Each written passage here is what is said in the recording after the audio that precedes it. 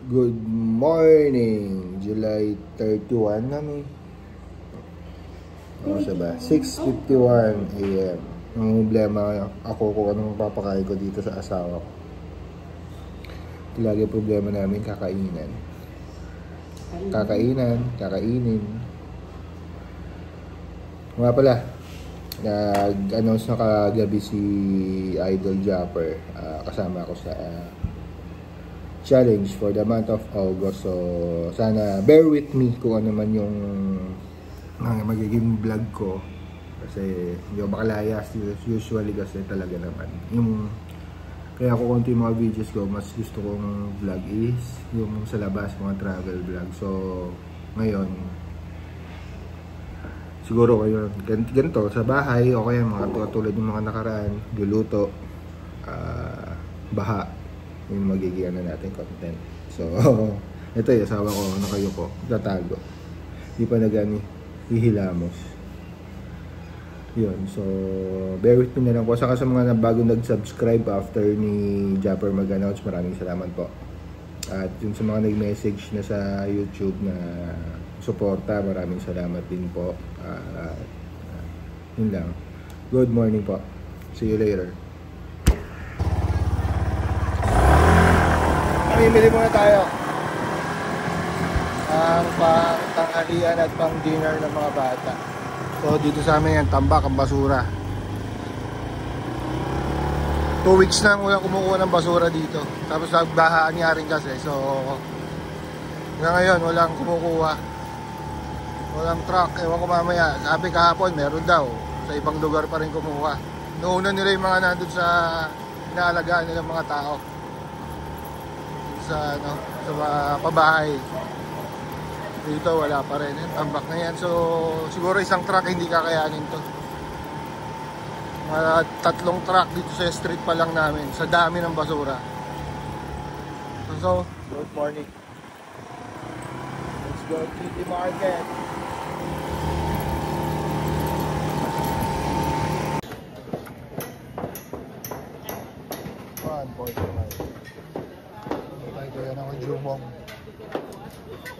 Jumong, ano? Ay!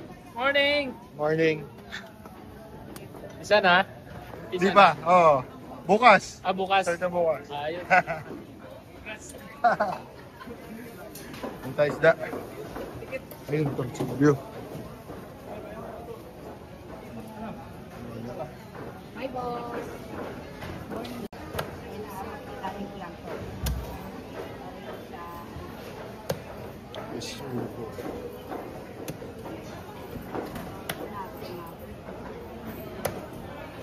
$200. Dalawang slice na. Nagbablog ka ba? Oo, kasama ako sa challenge yung kay Japper eh. Pili tayong GG naman. Siyempre maganda isda ang kailangan din eh. Kaya pala alive na alive ka. After isda and baboy, gulay. Ang kaso na Jollibee. Kalabasa and gata. Yung kilo natin sa CRB ngayon, may kumbit eh.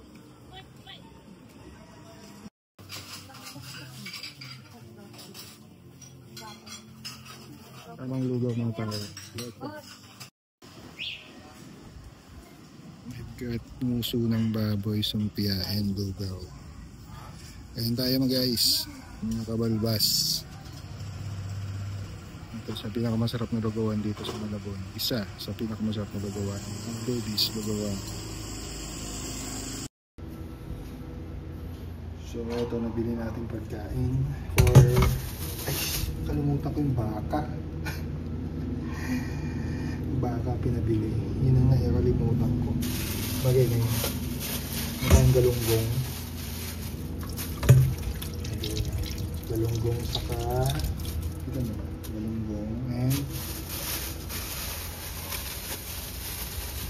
bisugo. So, dalawang slice ng bisugo.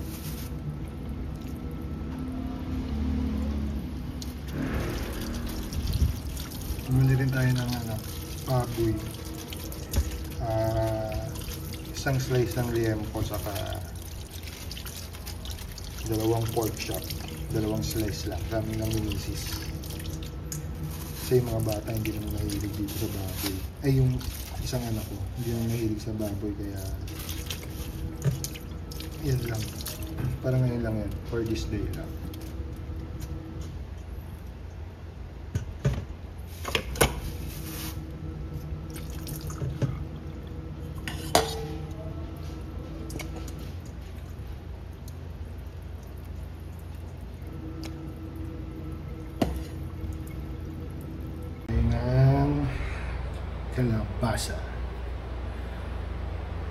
Kalabasa na may bagong alamang at gata, pero hindi ko alam kung ako magluluto. Iwain ko lang siya para mamaya pag nakaprepare na, para dire-diretso ng kain mamaya. Ay, pagluluto pala muna. Pero madalas to nagluluto nito si Mrs.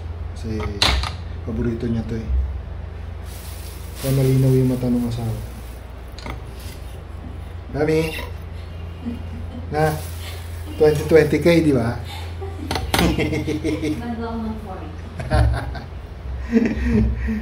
Yabang-yabang 2020. Pala malabo na mata.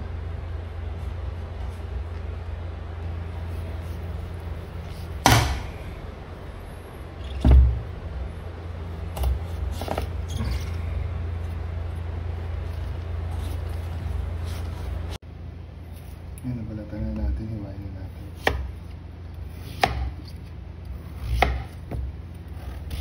Malaki ba ito, Mi? Medyo malinis. Maliitan, para mabilis maluto.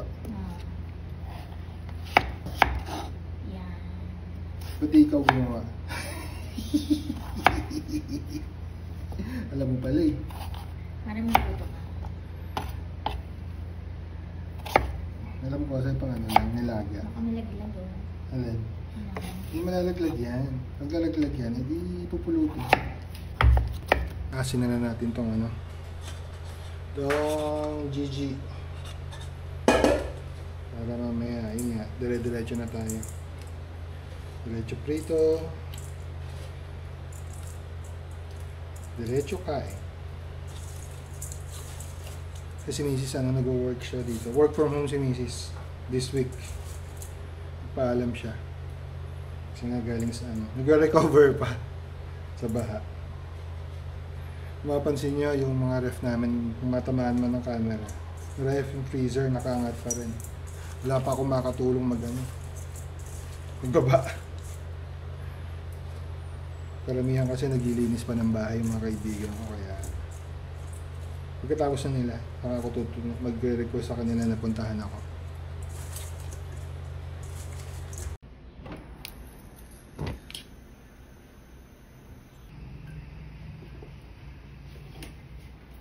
Garlic.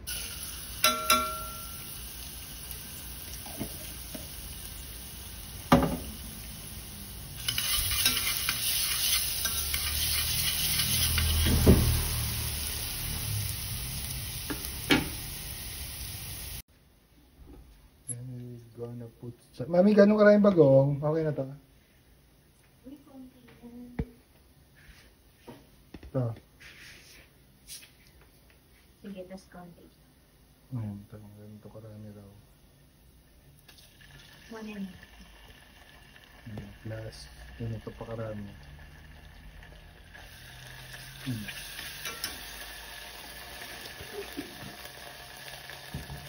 What's next? Ito. Ha?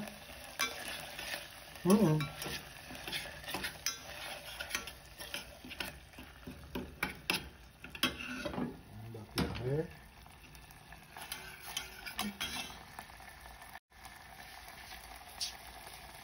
Talagyan niya.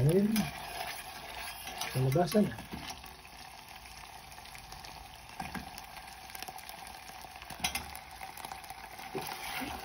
Ito, ikaw nakalaglag. Ayun nga, nagagayad ka sa akin. Ayun nga, nalalaglag. Hindi na tuloy cinematic to.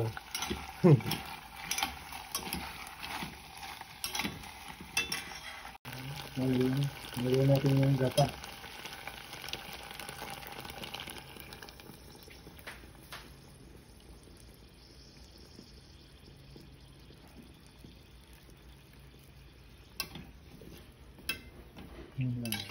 Ito partner nito yung galunggong na binili natin kanina.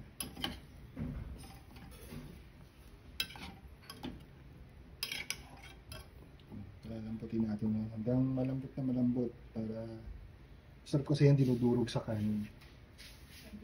Nalalagyan pa ko ng tubig, sorry. Kunti lang. Okay raw. Kasi Okay. baka kulang.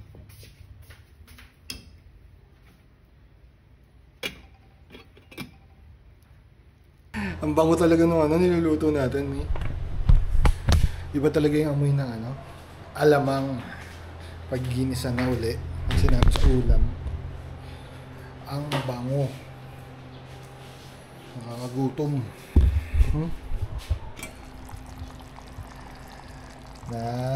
Siyempre, nagala yan.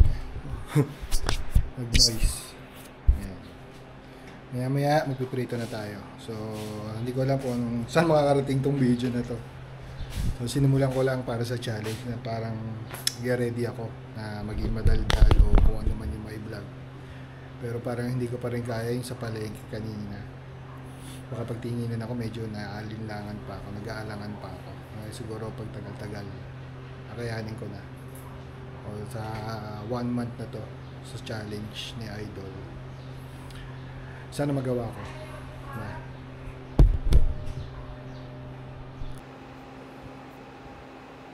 Pwede ako mag-aalay yung sa alas 12 ng gabi. Ayaw ko kaya. Sige, sige. Napablaro ka kami.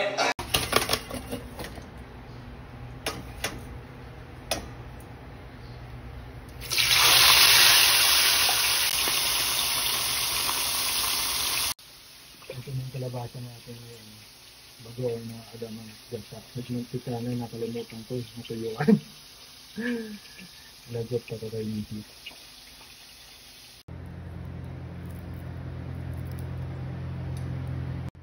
usually sausawan ko sa isda. Suka. Sa kanya lagyan ko ng bagoong na alamang. Para mas masarap. Sinisisay na. Yan. Hindi yung ginagawa. Parang baby, oh. Okay, bye-bye. Later. Kain muna. Good morning. August 1. So, kadugtong lang to ng video natin kahapon. Hindi natin nadugtungan kahapon dahil may nasikaso tayo. Personal. So ngayon, kanina nakapamalengke na ako. Bili tayo ng hipon para sa lunch. So ito, higasan ko lang. Ito yung lunch namin ni Mrs. This is worth 200 pesos, half kilo. Medyo, pwede na. Medium yata yun. Yan, ko lang siya mamaya. Steam para sa lunch namin. Para madaling lutuin. Bali yung ba nangyari kahapon. Yun, umattend kasi ako na meeting kahapon tungkol dun sa mga problema sa baha dito sa amin. Nagpa-meeting yung local government kasama yung DP, DPWH, MMDA, mga iba-ibang sektor pa na may concern doon sa mga sa navigational gate na nasira para malinawan yung mga tao kung ano talaga yung problema. Pati yung sinasabi kong sa vlog ko na pumping station na hindi gumagana, mag 2 years na, magto 2 years na. Ginawa naman ng paraan para mapagana kahit hindi pa tapos yung pinaka-building. Pinapagana na yung makina para kahit pa paano magamit. So Sorry para magamit na yung ano, para pag may high tide gagana yung pump, mailalabas agad yung ano, yung tubig baha sa ilog. So yun, hindi ko alam kung nga pala regarding sa challenge ni Idol, request ko lang din panoorin nyo sana yung mga previous vlogs ko, kasi yun yung magiging basis kung ano ba talaga yung, kasi totoo naman lumalakas na lang yung vlog ko kapag nasa Kampanalig ako, kasama ko si Kapanalig. Pero may time na katulad ng biyahe namin ng General Nakar, biyahe namin sa Benguet, napakababa ng views, so hindi ko alam kung paano palalakasin. So sana panoorin nyo rin muna yung mga yon para at least may base na yung para sa ang tawag dito, para kumalat yung videos, di ba? Di ba mas maraming like, mas maraming views, mas kakalat yung videos, mas maraming manonood. Sana yun isang maging tulong nyo sa akin. Yung mga previous vlog, kahit ilan lang doon yung mga biyahe na kasama sa Kapanalig. Para mas lumabas siya na lumabas sa ano, sa YouTube. Mas maraming like, mas maraming views. Diba? So please po. Yun yung isa sa request ko. Para mas maging maganda tong challenge ko kay Idol. So later, check pa natin kung ano magagawa. Pero kung hindi, tatapusin ko muna yung vlog dito. At see you tomorrow sa mga susunod na vlog.